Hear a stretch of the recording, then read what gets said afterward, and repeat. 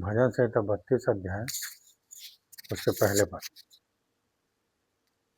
क्या ही धन्य है वह जिसका अपराध क्षमा किया गया और जिसका पाप ढांपा गया हो।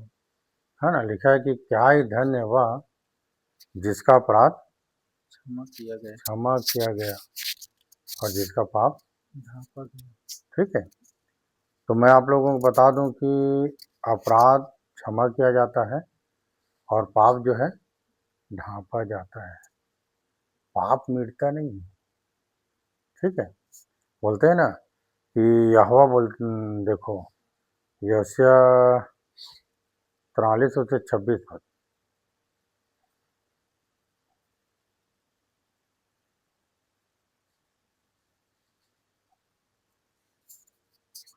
मुझे स्मरण करो, हम आपस में विवाद करें। तू अपनी बात का वर्णन कर जिससे तू निर्दोष ठहरे। हाँ, मुझे क्या कर स्मरण कर और हम आपस में क्या करें, विवाद। विवाद करें। ठीक है, जिससे तू क्या ठहरे, तू अपनी बात का वर्णन कर जिससे तू निर्दोष ठहरे। है ना। बातों भाई विवाद करोगे तो बातों का वर्णन तो होगा और जिसके चलते एक व्यक्ति क्या हो जाएगा, निर्दोष हो जाएगा। और 25 पद में क्या लिखा, मैं वही हूँ जो अपने नाम के निमित्त तेरे अपराधों को मिटा देता हूँ। हाँ मैं वही हूँ जो मेरे नाम के निमित्त तेरे अपराधों को क्या कर देता हूँ, मिटा देता हूँ।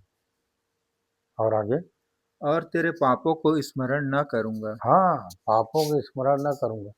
मतलब कहने का मतलब ये है कि स्वाभाविक बात है कि अगर किसी से अगर लड़ाई हो गया, मार पिटाई हो गया ना, और यदि उसके साथ यदि दोस्ती हो जाता है तो उसकी जितने भी बुराई है, जितने भी गलत है, उसको हम लोग भुला देते हैं।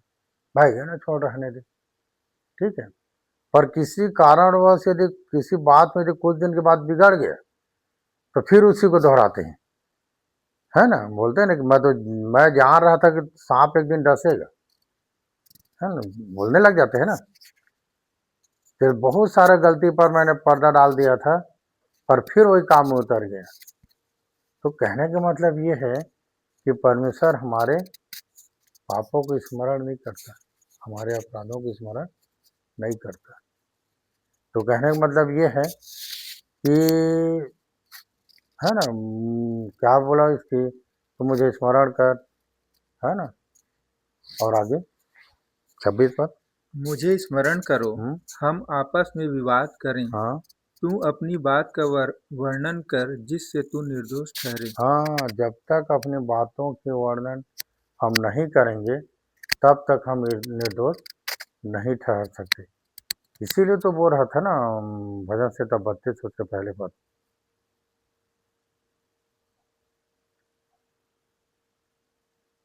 क्या ही धन्य है वह जिसका अपराध क्षमा किया गया। क्या ही धन्य वह जिसका अपराध क्षमा किया गया और जिसका पाप ढांपा गया हो। क्या ही धन्य है वह मनुष्य जिसके अधर्म का यहोवा लेखा न ले। 3 बातें दिया है, अपराध क्षमा किया गया, पाप ढांपा गया और अधर्म का लेखा न ले। है ना। हम लोग जितने भी अधर्म किए हैं या पाप है या अपराध है, सब का उपाय है परमेश्वर के पास। हमारे अपराधों को क्या करेगा, है ना, क्या करेगा, अपराधों को क्षमा कर देगा, पापों को क्या कर देगा, ढांप देगा और उसके बाद अधर्म का लेखा नहीं लेगा।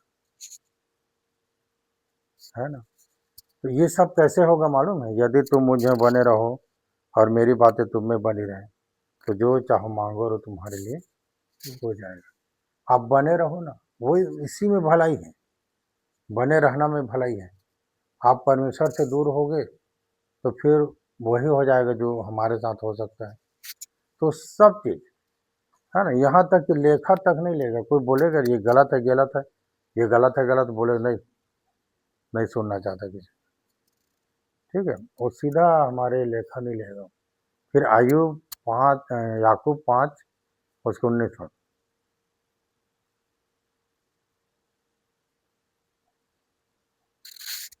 हे मेरे भाइयों, यदि तुम में कोई सत्य के मार्ग से भटक जाए और कोई उसको फेर लाए, तो वह यह जान ले कि जो कोई किसी भटके हुए पापी को फेर लाएगा, वह एक प्राण को मृत्यु से बचाएगा और अनेक पापों पर पर्दा डालेगा। अनेक पापों पर क्या डालेगा? पर्दा डालेगा। एक व्यक्ति को यदि बचा लेते हैं, ठीक है, इसीलिए हमारे लिए एक एक व्यक्ति कीमती है। एक व्यक्ति बच गया तो उसके साथ बहुत लोग बच जाएंगे, और एक व्यक्ति यदि नहीं बचा तो उसके साथ बहुत लोग नाश भी हो जाएंगे। इसीलिए फिर से पढ़ो उसको।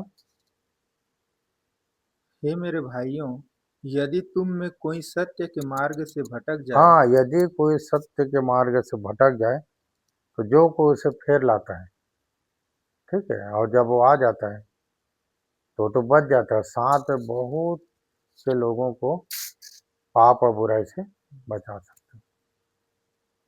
ठीक है, तो ये हमेशा याद रखना कि बहुत लोगों के पापों का क्या हो जाता है?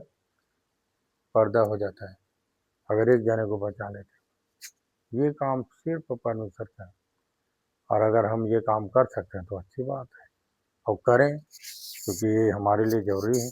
जब परमेश्वर हमें बुलाया है तो हमें क्या श्राप के लिए नहीं, आशीष के वारिस होने के लिए बुलाया है, कि हम लोगों को आशीष दें और हमारे जीवन से लोग अनुग्रहित हो, आशीषित हो। ठीक है, दुआ करें।